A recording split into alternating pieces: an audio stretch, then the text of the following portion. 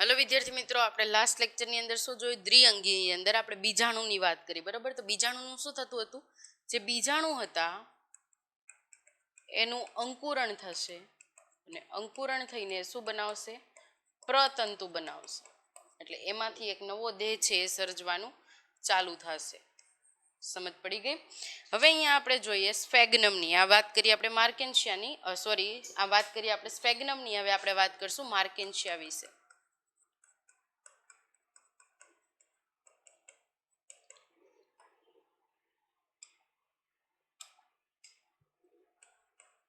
માર્કેન્શિયાનું structure પહેલા આપણને ખબર હોવી જોઈએ.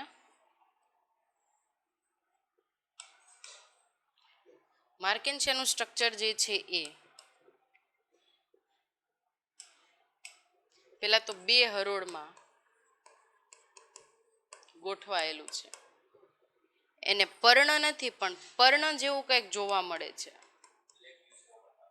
ઓકે, પર્ણ જેવું કંઈક જોવા મળે છે. એને પ્રકાંડ નથી પણ પ્રકાંડ જેવું કંઈક જોવા મળે છે. અને એમાં શું આવેલા છે? મૂલાંગો છે એ આવેલા છે. તો હવે એના સ્ટ્રક્ચરની અંદર જોઈએ. આપણે જાણીએ છીએ માર્કેન્શિયાના સ્ટ્રક્ચરની અંદર પૃષ્ઠવક્ષીય સ્ટ્રક્ચર છે એનું. કેવું છે? પૃષ્ઠવક્ષીય. એનો મતલબ શું થાય? Dorsal, ventral. ક્લિયર? અહીંયા શું આવેલા છે? મૂલાંગો આવેલા છે. અને અહીંયા આપણને શું જોવા મળે છે? ગેમા કપ છે એ જોવા મળશે. સ્ટ્રક્ચર જોવો, ક્લિયરલી અહીંયા દેખાય છે. ગેમા કપ જોવા મળે છે. આને હું શું લખીશ? Gamma cup. ક્લિયર અહીંયા સુધી? આ મૂલાંગો છે.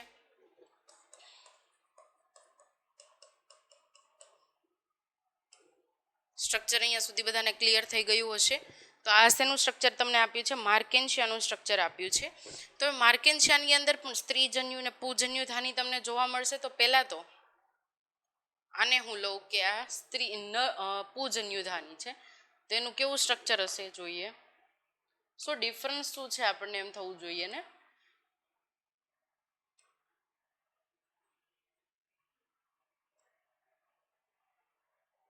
આવી રીતે સ્ટ્રક્ચર હશે. સેમ એવું સ્ટ્રક્ચર સ્ત્રીજન્યુ ધાનીમાં છે.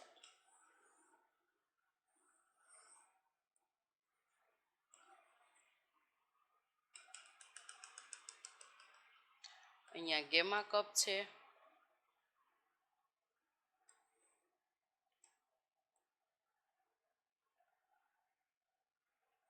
આ શું છે? સ્ત્રીજન્યુ ધાની. હું અહીંયા લખું છું.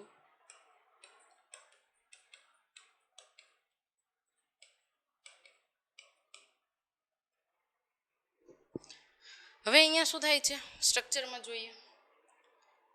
આની અંદર જો હું આડો છેદ લઉં, સમજો, આનો હું આડો છેદ લઉં છું, એટલે કે અહીંયા હું લખું છું સ્ત્રીજન્યુ ધાનીનો શું લઈશ?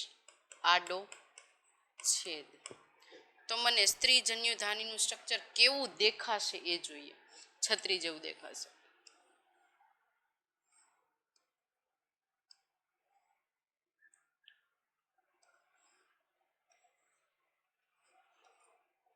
આવી રીતે.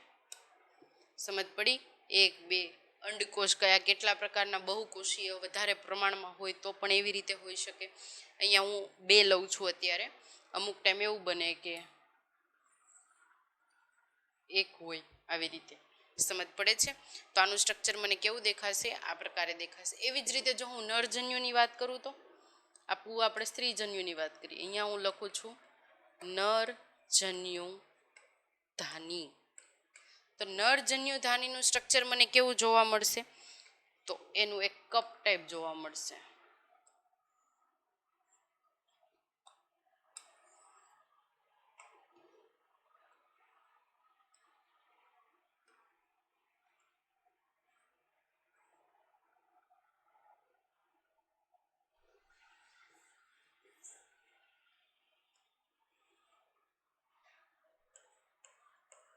આવી રીતે જોવા મળે, બરાબર.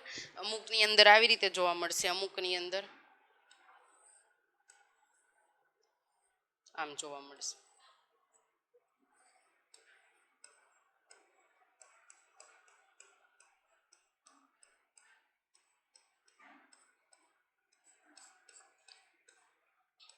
આ જાણીએ જ છીએ માતૃકોષો, બરોબર.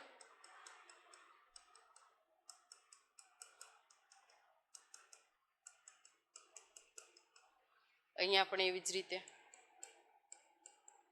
મોસ્ટ પ્રોબેબલ તમને આવું જ સ્ટ્રક્ચર જોવા મળે છે. આવું બહુ ઓછું જોવા મળે છે.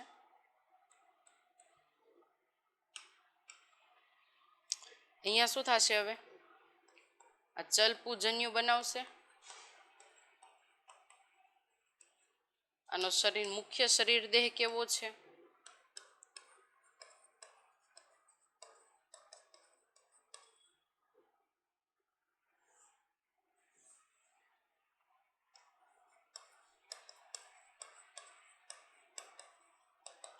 જન્યુજનક. ક્લિયર? મુખ્ય શરીર દેહ કેવો છે? એનો જન્યુજનક છે. અહીંયા ચલપુજન્યુ એ બનાવે છે અને ધીરે ધીરે જે આ નીચેનો પોર્શન છે આને પૂજન્યુ ધાનીધર કહેવાય છે. એવી જ રીતે આ પોર્શન સ્ત્રીજન્યુ ધાનીધર કહેવાય છે, બરોબર. એન્થેરેગોડિયમ એન્થેરોડિયો 4 અને ઓલાને કહેવાય જે સ્ત્રીજન્યુ ધાનીધર છે એનું સ્ટ્રક્ચર આ રીતે આવેલું છે, આપણે અહીંયા જોઈ શકીએ છીએ. ત્યારબાદ જોઈએ, આપણે જાણી ગયા કે મુખ્ય શરીર શેનું બનેલું છે? જન્યુજનકનું બનેલું છે. હવે આપણે આનું આખું જીવન ચક્ર જોઈએ કે કઈ રીતે એનું જીવન ચક્ર છે.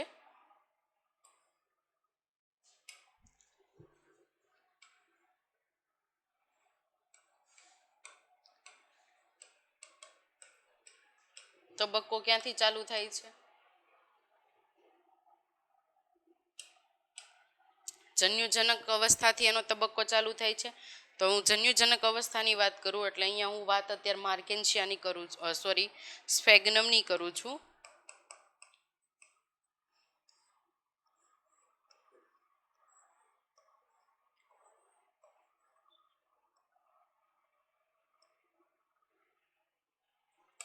આખું એનું જીવન ચક્ર કહું છું કેવી રીતે હોય છે. આ નરજન્યુ, આ સ્ત્રીજન્યુ. બની શકે કે સ્ત્રીજન્યુ છે આ જ પ્લાન્ટની અંદર હોય અથવા બની શકે કે એ સ્ત્રીજન્યુ છે બીજા પ્લાન્ટની અંદર હોય. એટલે પ્લાન્ટની રીતે જો હું બે પાર્ટ પાડું તો જોઈએ, એક છે મોનોશિયસ પ્લાન્ટ,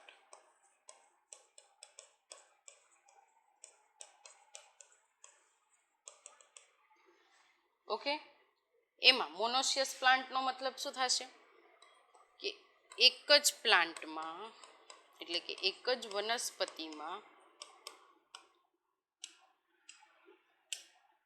નર અને માદા બંને જોવા મળશે. પછી આવે છે ડાયોશિયસ. ડાયોશિયસનો મતલબ શું થશે? કાં તો એ નર હશે કાં તો એ માદા હશે. તો અહીંયા જે આપણે સ્ફેગ્નમની વાત કરીએ છીએ મોનોશિયસ પણ હોઈ શકે અને ડાયોશિયસ પણ હોઈ શકે. ક્લિયર? અહીંયા સુધી મોનોશિયસ અને ડાયોશિયસ એ બે રીતે અહીંયા હોઈ શકે છે. તો હવે સ્ટ્રક્ચર જોઈ લઈએ એકવાર એનું જીવન ચક્ર. આ છે સ્ફેગ્નમ. અહીંયા શું બનશે? નરજન્યુધાની, એટલે કે સ્ટ્રક્ચર કેવું બનશે?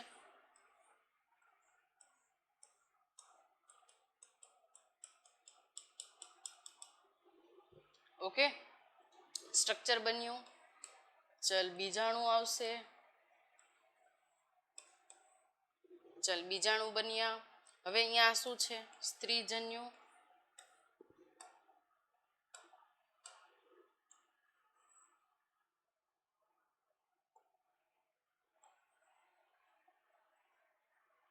કવચ છે, આની ઉપર પણ કવચ છે. અહીંયા આ જે ચલજન્યુ છે એ પાણીનું માધ્યમનો ઉપયોગ કરશે અને ક્યાં પહોંચશે? અંડકોષ સુધી. ઓકે, પછી અહીંયા ધીરે ધીરે પ્રાવર બનશે.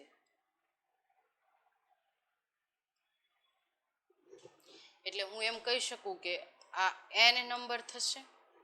સ્ટાર્ટિંગમાં આ પણ 2n હશે, સમજો. સ્ટાર્ટિંગમાં આ પણ 2n હશે, પણ એનું અર્ધીકરણ થાય n બનશે. સમજ પડી? હવે આ n છે એ ક્યાં જશે? અંડકોષ પાસે. આ અંડકોષ કેવો હશે? n. એટલે આ કયો તબક્કો થયો? જન્યુજનક તબક્કો થયો અહીંયા સુધી. ઓકે, હવે અહીંયા પ્રાવર જુઓ. જે પ્રાવર છે એમાં બીજાણુ જ હશે ને, જે આ ફલિતાંડથી મળે છે મને. આ જે n પ્લસ n થી મને શું મળશે? 2n. જે આ બધા શું છે? બીજાણુ છે. આ બીજાણુ અર્ધીકરણ થશે, સમવિભાજન થશે. આવી રીતે મને જોવા મળશે. હવે અહીંયા જુઓ, સ્ટ્રક્ચર મને મળી ગયું, n મળી ગયા. તો આ બીજાણુ જે છે એ ક્યાં આવશે? જમીન પર પડશે, જેના પરિણામે એનું શું થશે? અંકુરણ થશે. સમજ પડે છે? અંકુરણ થાય અને એ શું બનાવશે? પ્રતંતુ બનાવશે.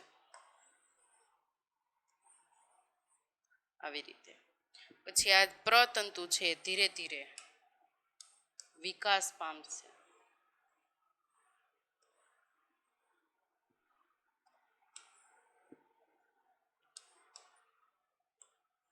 અને એક આખા પ્લાન્ટને જનરેટ કરશે. આ પ્લાન્ટ કોઈ પણ હોઈ શકે, કા મોનોસિયસ કા ડાયોસિયસ. ક્લિયર? અહીંયા સુધી આ છે, વાત કરીએ આપણે સ્ફેગ્નમની. હવે થોડું આના વિશે જાણી લઈએ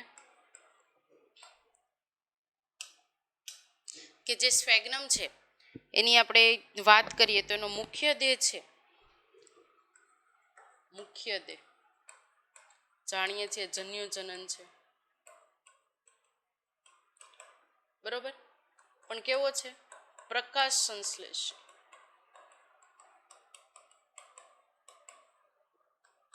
અને કેવો હશે? એકકીય. અહીં બીજાણુજનક તબક્કાની વાત કરું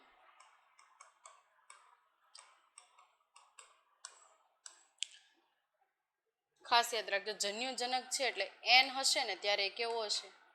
પ્રભાવી હશે. બીજાણુજનક તબક્કાની વાત કરું તો આ પ્રકાશ સંશ્લેષણ નહીં કરે.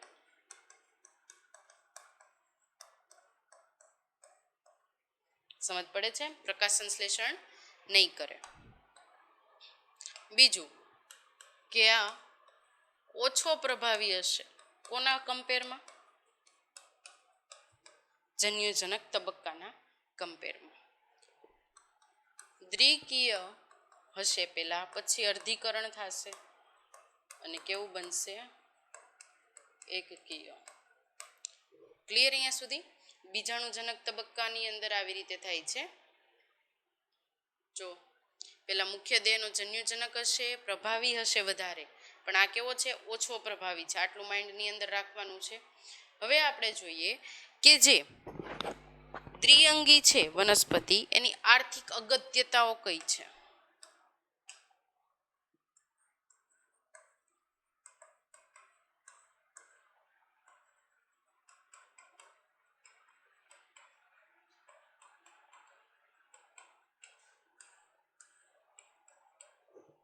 દ્વિઅંગી વનસ્પતિની આર્થિક અગત્યતાની જો હું વાત કરું તો પેલા લઈ લઉં કે તૃણાહારી જે પ્રાણી છે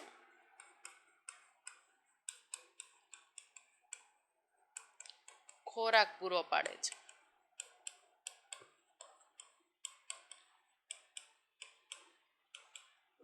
તૃણાહારી પ્રાણીનો ખોરાક છે એ પૂરો પાડે છે. સેકન્ડ હું લઈ લઉં કે પીટ. પીટ કોને કહેવાય? કે જે કોઈ પણ વનસ્પતિનો લાંબા સમય પછીનો સડી ગયેલો પદાર્થ.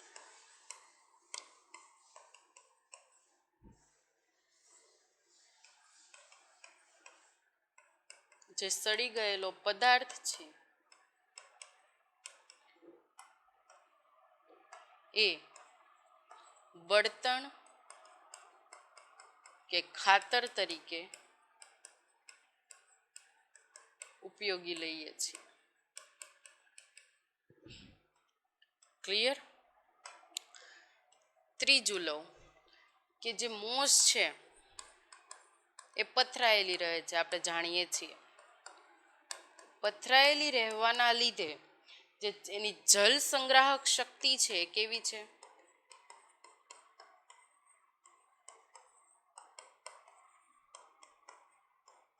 વધારે છે. ક્લિયર?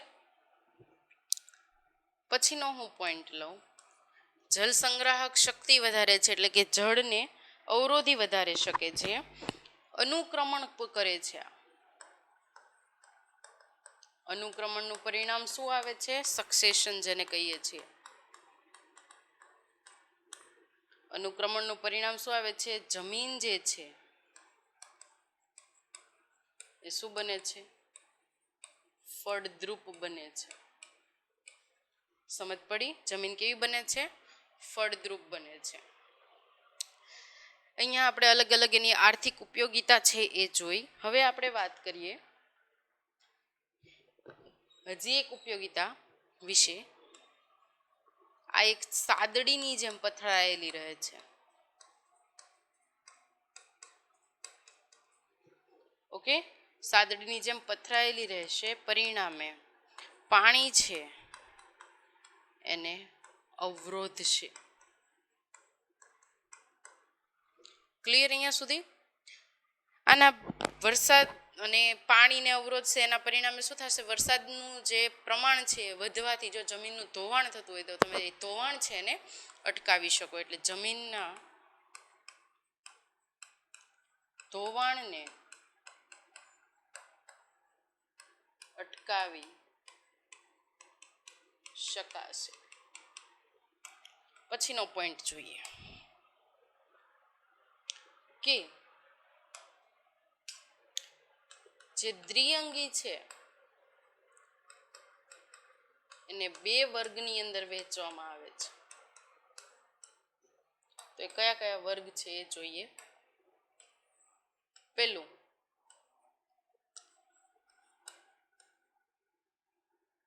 હિપેટો કેપ્સિડા, જેને તમે લીવર હર્ટ કહો છો. બીજું બ્રાયોપ્સિડા, જેને તમે મોસ કહો છો. ક્લિયર અહીંયા સુધી? બે વર્ગોમાં એને વહેંચવામાં આવે છે, હિપેટોકેપ્સિડા અને બ્રાયોપ્સિડા. હવે અહીંયા હિપેટોકેપ્સિડા છે એની અંદર તમારે શેનું એક્ઝામ્પલ લેવાનું છે? માર્કેન્શિયાનું. જે બ્રાયોપ્સિડા છે એની અંદર તમારે શેનું એક્ઝામ્પલ લેવાનું છે? સ્ફેગ્નમનું. ક્લિયર અહીંયા સુધી? હવે વન બાય વન આપણે જોઈએ. એની પહેલા આપણે એક આખું રિવાઇન્ડ કરવું પડશે, સમજવું પડશે કે આપણે અત્યારે શું ભણ્યા. એ જ ખબર નહીં હોય તો મતલબ શું?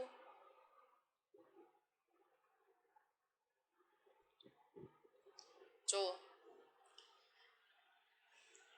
જે બીજાણુ છે અંકુરણ થઈને પ્રતંતુ બનાવે છે અને પ્રતંતુમાંથી આખો નવો પ્લાન્ટ છે જનરેટ થશે. માર્કેન્શિયાની જો હું વાત કરું તો માર્કેન્શિયાની અંદર શું હોય છે? ગેમા કપ આવેલો હોય છે. આપણે ગેમા કપ વિશે પણ હમણાં અભ્યાસ કરીશું. અને પૃષ્ઠવક્ષીય બાજુ આવેલી છે. પૃષ્ઠવક્ષીય એટલે મેં તમને કીધું તો આ પૃષ્ઠ છે તો આ નીચેનો પાર્ટ છે વક્ષીય થશે.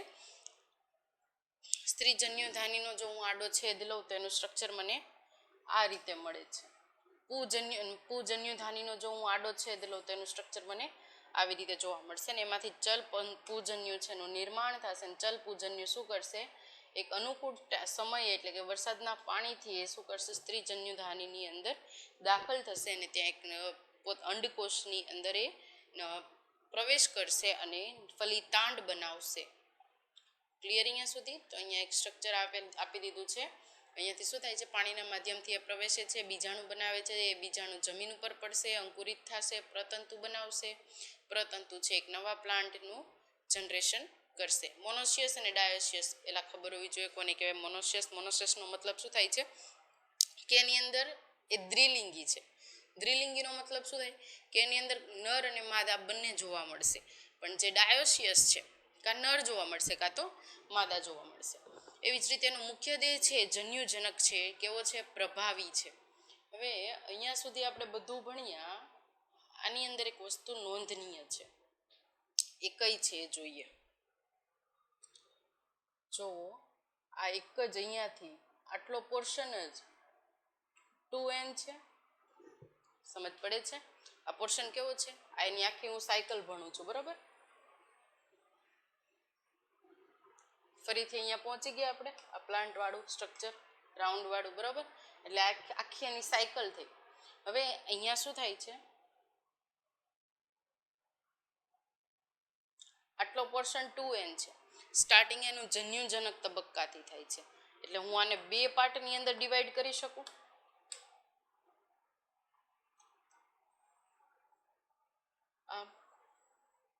તો આ 2n છે અને આ n છે. ઓકે, તો આ જે સાયકલ થઈ એ કેવી થઈ, એક દ્વિવિધ. બંને જોવા મળે છે, એક દ્વિવિધ સાયકલ થઈ. ક્લિયર અહીંયા સુધી? હવે જોઈએ દ્વિઅંગીની આર્થિક ઉપયોગિતા. તૃણાહારી પ્રાણીઓને ખોરાક પૂરો પાડે છે. પીટ એટલે કે વનસ્પતિના લાંબા સમય પછી સડી ગયેલો જે પદાર્થ હોય છે, વનસ્પતિ સડી જાય છે લાંબા ટાઈમ પછી, એમાંથી એ શું બનાવશે, બળતણ ખાતર બનાવશે. મોસ છે પથરાયેલી જમીન પર પથરાયેલો જશે અને જલ સંગ્રાહક શક્તિ એની કેવી છે, વધારે છે. અનુક્રમણ કરાવશે. અનુક્રમણ એટલે કે પેલા મોસ અને લાઇકેન હશે ખડકો ઉપર, પણ ધીરે ધીરે ધીરે ધીરે એ વધતું જશે, એનો વિસ્તાર વધતો જશે, જેના પરિણામે જમીન છે એ કેવી બને છે, ફળદ્રુપ બને છે. અને સાદડીનો મતલબ થાય પથરાયેલું રહેશે, આખા જે એરિયા છે એની અંદર પથરાયેલું રહેશે અને એના પરિણામે પાણી છે અવરોધાશે. એટલે કે વરસાદના લીધે જે જમીનનું ધોવાણ થાય છે એ જમીનનું ધોવાણ આપણે અટકાવી શકશું. દ્વિઅંગીને જો હું બે વર્ગોની અંદર વેચું તો હિપેટોકેપ્સિડા અને બ્રાયોપ્સિડા એવી રીતે ડિવાઈડ કરવામાં આવે છે. હિપેટોકેપ્સિડા એટલે કે લીવર હર્ટ અને બ્રાયોપ્સિડાનો મતલબ થાય છે મોસ એટલે કે સ્ફેગ્નમ. અને જે લીવર હર્ટ છે એમાં માર્કેન્શિયાનું એક્ઝામ્પલ લેવામાં આવે છે, બ્રાયોપ્સિડામાં સ્ફેગ્નમનું એક્ઝામ્પલ છે એ લેવામાં આવે છે. હવે 1 by 1 આપણે હિપેટોકેપ્સિડા અને બ્રાયોપ્સિડા વિશે અભ્યાસ કરીશું. Thank you.